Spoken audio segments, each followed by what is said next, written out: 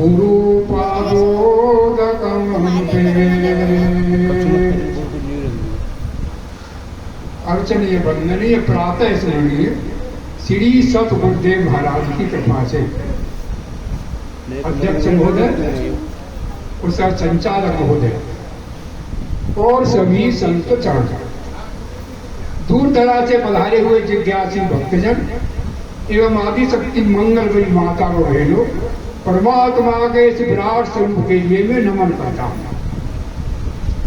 कृष्ण गोविंद गोविंद गोपाला, कृष्ण गोविंद गोविंद गोपाला, कृष्ण मुरली मनोहर नंदलाला, मुरली मनोहर नंदलाला, कृष्ण गोविंद गोविंद गोपाला, कृष्ण गोविंद गोविंद गोपाला, कृष्ण मुरली मनोहर नंदलाला, मुरली मनोहर नंदलाला। बोलो सच्चिदानंद भगवान की जय। तो भाई ईश्वर ते गुरु में अधिक और उधारे भक्त सुजान, बिन गुरु भक्त प्रवीण हूँ रहे नया तम ज्ञान। कोई महापुरुष कितना ही बुद्धिमान हो, अकलमंद हो, कितना ही तीव्र बुद्धि वाला हो, पर बिना गुरु के उस अद्वैत ज्ञान को प्राप्त नहीं कर सकता। सबसे पहले गुरु महिमाएं आज जैसे होली, दिवाली, दशहरा आदि पर्व जो अपने विवाह, जन्म आदि जो पर्व मनाते हैं, उन सब पर्वों में गुरु पूर्णिमा सबसे उत्तम पर्व माना जाता है। तो उनमें क्षणमात्र सुख मिलता है और गुरु जो है वो पूर्ण होते हैं, पूर्ण में ही सुख मिलता है हमें हमेशा। जैसे हमारे इसी आश्रम की जो नींव जमाई, आश्रम के संस्थापक ब्रह्मलीन स्वामी जी भीलमवाड़ी, उनके लिए श्रद्धा सुमन समर्पित करते हुए और इसी गांव के भोजीराम भगत जी, उन्होंने इस आश्रम की नींव डाली और गांव में श्रद्धा और भक्ति इतनी जगाई कि संतों के रहने के लिए, भिक्षा के लिए हर घर में माता, बहन, भाई, बंधु अपने भले ही चाहे खाने के लिए वस्तु कम मिले, पर संतों के लिए विशेष रूप से हमेशा तैयार रहते हैं। इस बस्ती की जो है ये बहुत विशेषता रही है और ये भोगीराम भगत जी की परंपरा है। 80 वर्ष हो गई, आज भी इस गांव में शाम को हरि कीर्तन, कई मंदिर है। अब तो पहले एक मंदिर पर ही कीर्तन होता था, अब भी हो रहा है। और होली धूल के दिन अभी पूरे गांव में चौपाई निकलती है, हर घर में संत जो है विराजमान करते हैं, दक्षिणा देते हैं, बड़ा स्वागत सम्मान करते हैं। यह भोगीराम भगत जी की कृपा है। ऐसे ब्रह्मलीन भगत जी के लिए हम श्रद्धा सुमन समर्पित करते हैं। तो भाई ईश्वर से गुरु में, ईश्वर से गुरु में अधिक श्रद्धा क्यों बताई गई है? तो गुरु गोविंद तो खड़े काके लागू पाए, बलिहारी गुरु आपने गोविंद दियो बता। अब आप खूब जानते हैं इन बातों को कि राजा बलि के सामने नारायण भगवान, वामन भगवान घंटों से बातचीत कर रहे हैं। दान ले लियो, साजाय ले लियो, भाई ले लियो, मैं त्रिलोकी का राजा हूँ। सब देवताओं को मार मार के भगा दिया राजा बलि ने। उसका स्वर्ग में, पाताल में, यहाँ पर तीनों जगह पर राज है, पर लेकर भगवान को नहीं जान पा रहा है। जब गुरुदेव आए शुक्राचार्य तो उन्हें बताया कि तो साक्षात नारायण है, तो परमात्मा है, ताकि बातन में मत आ जाए तो सब ले लेंगे। तो गुरु ने ज्ञान करवाया। वहां पर ब्रह्मा जी ने सारी सृष्टि की उत्पत्ति की और जिस समय भगवान श्री कृष्ण जो है कलेव कर रहे हैं, तो ग्वाल मंडली के बीच में बैठे बैठे और जाने झूठ खा रहे हैं, उस समय ब्रह्मा जी को भी वो हो गया, वो भगवान को नहीं पहचान पाई। इसी प्रकार इंद्र की देखिए वो वर्षा ही करता रहा, भगवान ने गोवर्धन उठाना पड़ा भगवान को। सतीज जो जगत माता है वो भी जब भगवान राम की सीता जी का हरण हो गया, वो मानव लीला कर रहे हैं, रो रहे हैं, तो उनको होगा ये तो साधारण कोई राजकुमार है। जब ऐसे ऐसे देवता महापुरुष भी परमात्मा को नहीं पहचान पाते, तो हम भैया हम तो कैसे जान लेंगे। इसलिए सबसे बड़ी महिमा गाई गई गुरुओं की, महापुरुषों की, सत्संग की महिमा गाई गई है। और इस गांव में तो सत्संग और जो यहाँ वेदांत की पढ़ाई हमेशा होती है। यो वही क्षर्मकारक विदित्वा इसमान लोका सत्रपण। जैसे आपका सत्संग हो रहा उसी प्रकार से राजा जनक के दरबार में रोजाना सत्संग होते थे। तो वह बहुत बड़ा सम्मेलन हो रहा है भाई, और वहां याज्ञवल्क्य के सामने जितने पंडित और महात्मा और जो ज्ञानी धानी बैठे हैं वो सब हार चुके हैं। इस बात को प्रमाणित किया बहन गार्गी ने। उन्होंने चैलेंज दिया कि तुम सब हार चुके हो, और उसने प्रमाण पत्र दिया कि याज्ञवल्क्य इस समय पर सबसे बड़े विद्वान हैं। तो ये याज्ञवल्क्य की श्रुति आई, यो वै यदक्षर्मकारज्ञ विदित्वा इसमान लोका सकृपण। पहले साधारण बात कहते हैं लोग, इस संसार में कोई आदमी बहुत धनवान हो लेकिन न तो उपभोग करता है खाने पीने में और न दान करता है, तो उसे आप भी जानते क्या कहते हैं, उसे कृपण कहते हैं, कंजूस कहते हैं, लोभी कहते हैं। उसको यश नहीं मिल पाता। ये साधारण बात कही याज्ञवल्क्य महाराज ने। इसी में उन्होंने अर्थ को बताया वेदांत का, यो वै क्षर्मकारज्ञ। अरे गार्गी इस सब भूत प्राणियों के हृदय में, अब यह तो बोल रहा था बहुत देसी बात पर, अनेक भगवान है, राम है, कृष्ण है, ब्रह्मा विष्णु शंकर दुर्गा लक्ष्मी पार्वती, कौन कौन की सा उपासना करे। तो उसी के लिए बताया यहाँ पर, अरे गार्गी संपूर्ण भूत प्राणियों के हृदय में एक आत्मा ही विराजमान है। उस आत्मा को जो पुरुष नहीं जानते वह कृपण है, वो कंजूस है, वो लोभी है। उस परमात्मा को जानना चाहिए जो सबके हृदय में विराजमान है। जो चीज आपसे दूर देश में हो, अलग हो, भिन्न हो, तो बड़ी परेशानी है सबसे जानने में।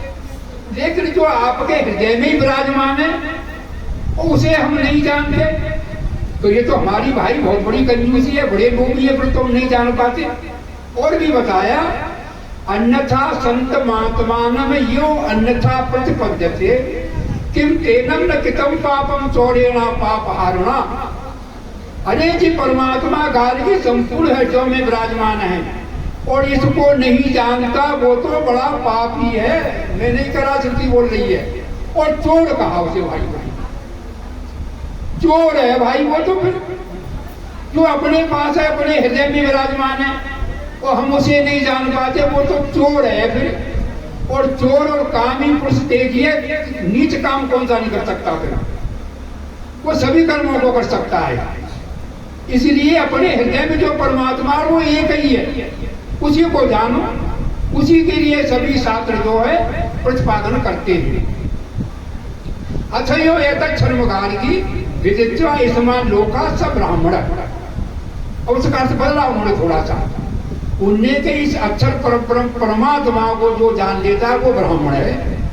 पर एक बात है यहाँ बड़ी पेचीदा, जी ब्राह्मण बड़े लोग को पाए जाते हैं हर समय पर। ब्राह्मणों की बड़ी भारी पढ़ाई करी गई है, पर ब्राह्मण शब्द को ये देखो प्रसंग क्या चल रहा है यहाँ पर। जहाँ भक्ति का प्रसंग हो, ज्ञान का प्रसंग हो, वहां जाति नहीं ली जाती ब्राह्मण की। वहां तो भक्तों को ज्ञानी जो ज्ञानी क्षत्रिय हो सकता है, वैश्य हो सकता है, शूद्र हो सकता है। जैसे कबीर और रैदास, उनके अनेक ब्राह्मण क्षत्रिय शिष्य थे वहां पर। तो जहां पर शब्द आवे ज्ञानी का, ब्राह्मण का, विप्र का भी, तो जहां प्रसंग देखो ज्ञान का चल रहा है, भक्ति का चल रहा है, वहां शब्द जो है ब्राह्मण ज्ञान के लिए लिया जाता है। जैसे कबीर है, रैदास है, और भी अनेक महापुरुष हुए। तो उनके बारे में हमें ये बात सोचनी चाहिए कि जो हमारे हृदय में विराजमान है उसको हम जाने। अत्राय पुरुष है स्वयं ज्योतिर्भवति योयम विज्ञानमय त्रिशधामसु यद भोग्यम भोक्ता भोगस्य यद भवे तेभ्यः विलक्षणो साक्षी चिन्मात्रो हम सदा से। वो परमात्मा सबके हृदय में विराजमान है। जागृत में इंद्रिय अंतःकरण में होकर प्रकाश रहा है, स्वप्न में सूक्ष्म अंतःकरण में होकर प्रकाश रहा है, और सुषुप्ति में बिना इंद्रिय अंतःकरण के ही प्रकाश रहा है। अब प्रत्यक्ष, बिल्कुल प्रत्यक्ष प्रमाण दीजिए आप लोग, आप भी जानते हैं उस बात को।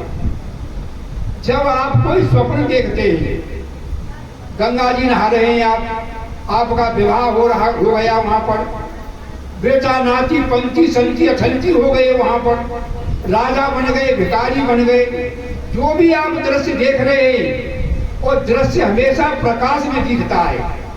और आप स्वप्न में गंगा जी नहा रहे हैं मान लीजिए, तो गंगा बड़ी तीव्र धारा में बह रही है, लाखों आदमी जो स्नान कर रहे हैं सबको देख रहे हो, और बंदा बड़े ऊंचे हैं, बड़े वाहन चल रहे हैं, पर्वत हैं, जाओ हरिद्वार और ऋषिकेश, बड़े ऊंचे ऊंचे पर्वत हैं, वृक्षावली खड़ी है, उन सबको देख रहे हैं, तो वस्तु प्रकाश में दिखती है हमेशा में।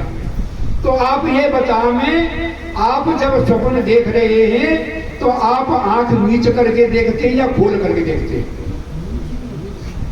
सबकी आंख बंद होती है, चलो काव की खुली हुई रह जाए अपवाद के रूप में, वो नहीं मानी जाएगी। सबकी आंख बंद होती है और प्रकाश में देख रहे हैं गंगा जी बड़ी तीव्र धारा में बह रही है, लाखों आदमी यात्री नहा रहे हैं और बड़े वाहन जा रहे हैं बंदा को होकर के, वो प्रकाश किसका है भाई?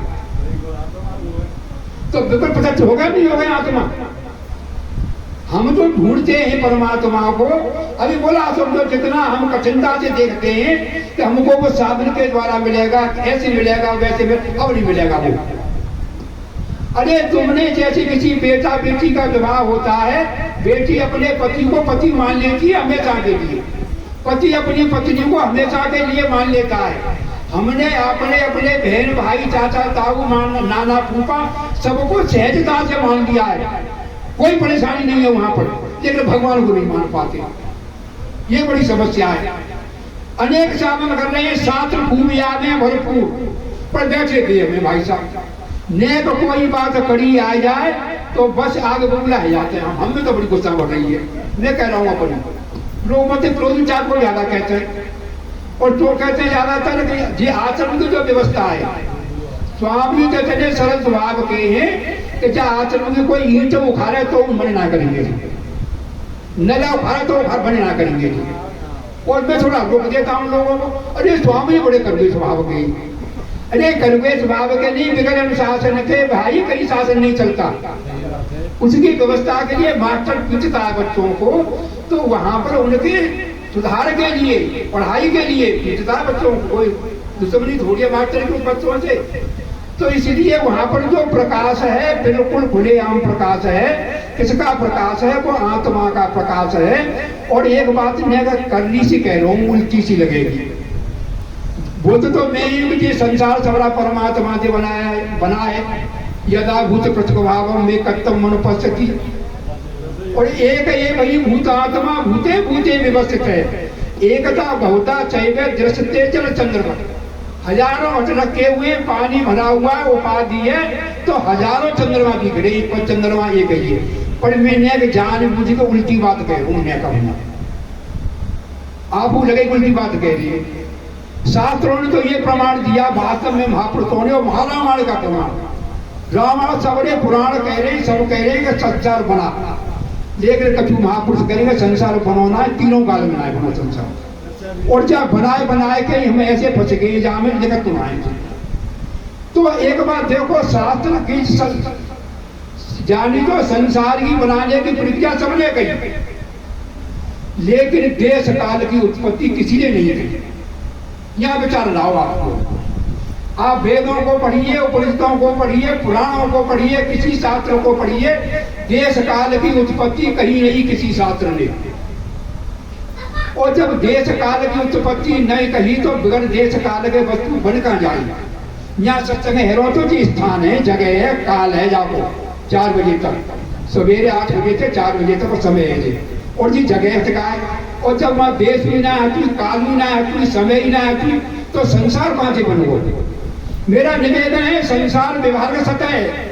अरे विभाग सब हम लगे ही रहे, विभाग सब छूटी ना लो, हम कहते एक बार इसका निषेध करके बना ही नहीं संसार, असंभव। ये वशिष्ठ का प्रमाण है सबसे बड़ा ही, और उपनिषदों में सब में गाया है, गाऊंगा मैं जहां पर इस बात को कहूंगा। असंभवात संभव कारणानाम न जायते किंचित नाम सड़ गए, चित्त चेव नैव स्वयं ग्रहीता दृढ़ता अम्य। वशिष्ठ महाराज पढ़ा रहे हैं राम को। स्वामी जी ने समय तो बुला बोलते मैं बोलूंगा पूरा। अच्छा ठीक है, आप या बोलिए, आप बोलिए तो बोलता है। मैं तो कह रहा हूँ कि मैं आशीर्वाद तो देता हूँ। आशीर्वाद दे देंगे भी टाइम हो जाएगा हमें तो काम असंभव संभव ज्ञानी जोड़ क्या मतलब है उस जगह पर, ज्ञानी संसार की उत्पत्ति कभी नहीं हुई, ये कहा वशिष्ठ महाराज ने। जैसे जल देखो आप, जल जो है कि हमारे जो वैज्ञानिक हैं वो बिजली बनाते हैं, तो नहर नदियों पे से पानी गिरता है ऊपर से, तो अनेक लहर बबूला तरंगें बनती चली जाती हैं, लाखों करोड़ों अरबों। लेकिन जब पानी बह रहा है तो जल, और रुक गया तो जल।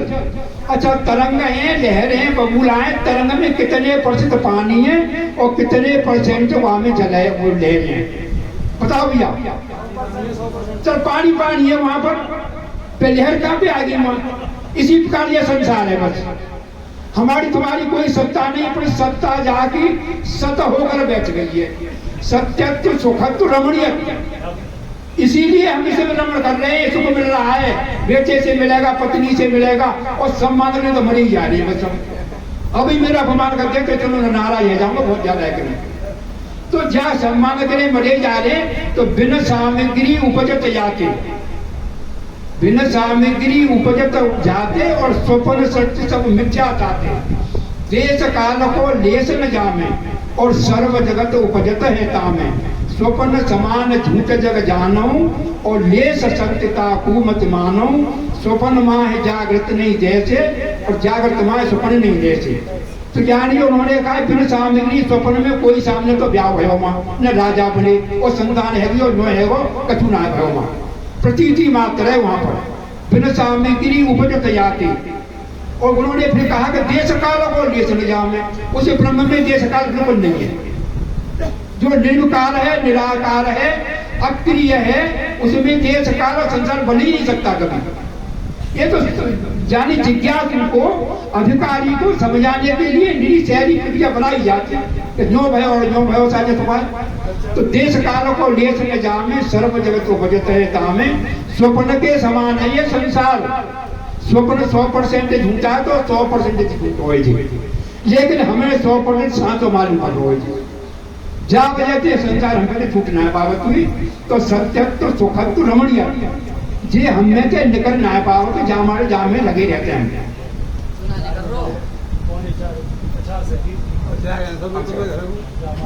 बोलो सच्चिदानंद भगवान की जय।